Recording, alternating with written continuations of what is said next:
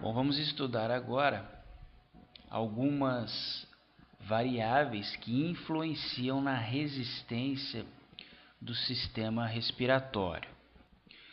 Bom, até agora nós vimos que uma das variáveis que proporciona uma certa resistência da respiração é a elastância ou a elasticidade, onde uma certa retração das fibras elásticas reduzem a complacência dos pulmões.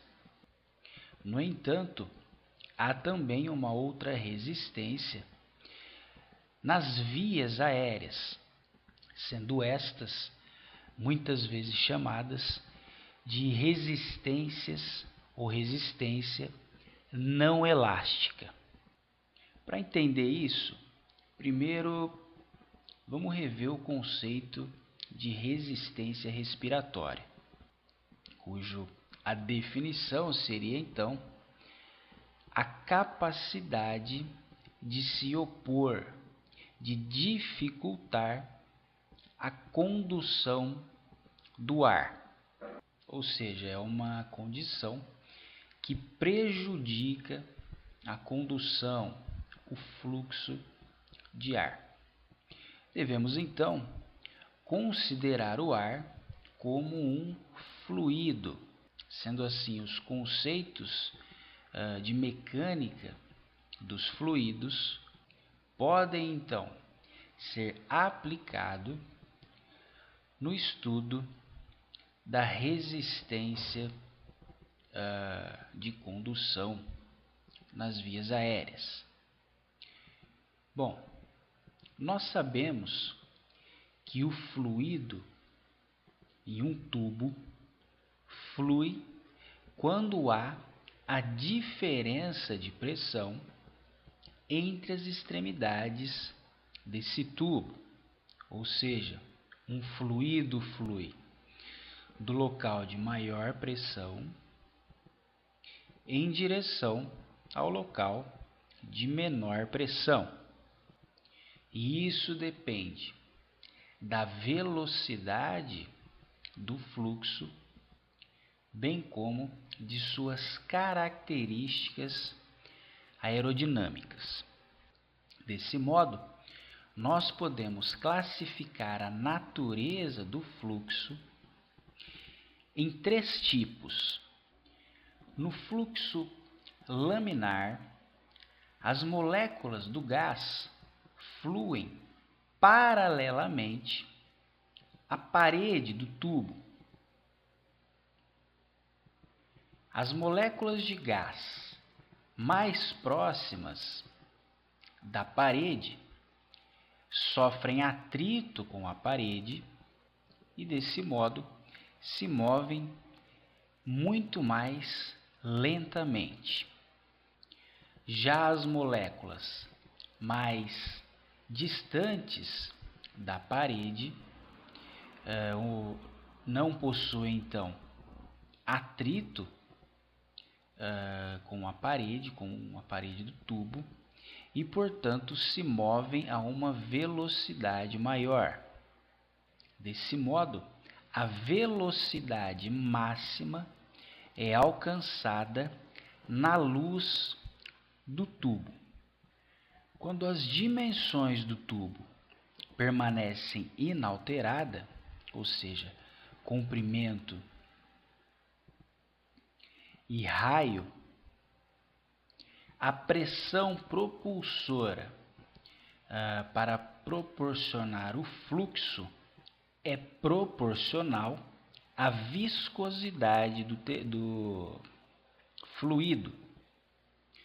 Desse modo, então, a pressão necessária para produzir um certo fluxo depende diretamente do comprimento do tubo e é inversamente proporcional à quarta potência do raio.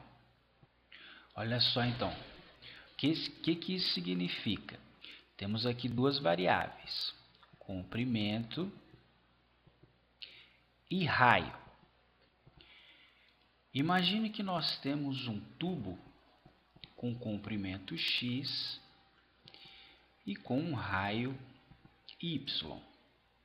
Bom, você concorda comigo que a pressão necessária para haver um fluxo de ar que ultrapasse todo o comprimento do tubo até alcançar a outra extremidade será uma?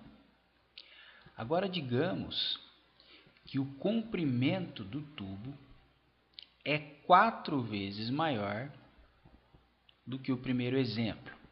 Opa, então aqui a pressão necessária para fazer o ar fluir até a outra extremidade será outra, será maior do que a primeira. Agora digamos ainda que além do comprimento, o raio também diminuiu. Opa! Nesse exemplo, então, a pressão a ser exercida é muito maior do que as outras duas, podendo ser até 16 vezes maior do que a primeira. Desse modo, então, comprimento e raio são variáveis que influenciam diretamente na pressão necessária para produzir um certo fluxo. Bom, quando o fluxo aumenta muito, particularmente em áreas de ramificação ou então em áreas irregulares, como é o caso da árvore brônquica, que possui várias ramificações, várias irregularidades, bem como vários calibres diferentes, o movimento irregular se sobrepõe ao fluxo laminar. Esse movimento irregular é chamado de fluxo turbulento, onde as linhas de fluxo apresentam um comportamento aleatório, como se fossem redemoinhos. Já um fluxo transicional é uma mistura do fluxo laminar com o fluxo turbulento, o que geralmente ocorre em pontos de ramificação, como é o caso da carina da traqueia e das demais ramificações entre brônquios principais, brônquios segmentares e tantas outras ramificações ao longo da árvore brônquica. Desse modo, a pressão necessária para manter um fluxo turbulento é maior do que a pressão necessária para manter um fluxo laminar. E esse fluxo turbulento tende a ocorrer se o fluxo de ar for alto, se a densidade do gás for alta e se o raio do tubo for grande. E o número de Reynolds é utilizado então para estipular a existência de um fluxo laminar ou turbulento.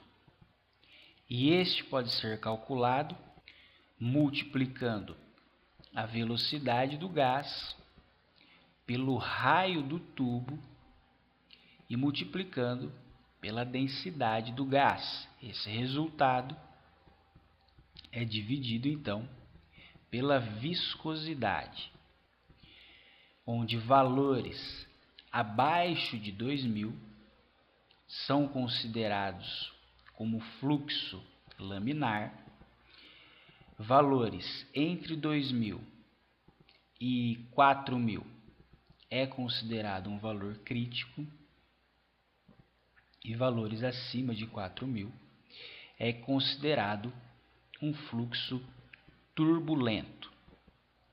E desse modo, então, sabendo que variáveis como comprimento, raio e viscosidade influenciam na resistência das vias aéreas, é possível então entender o porquê ou como a influência do sistema nervoso simpático e parasimpático atuam na musculatura lisa dos brônquios, bem como o porquê de processos inflamatórios ou infecciosos que reduzem a luz das vias aéreas, seja devido à inflamação da parede desses tubos, bem como o acúmulo de secreção presente na parede desses tubos, influenciam na resistência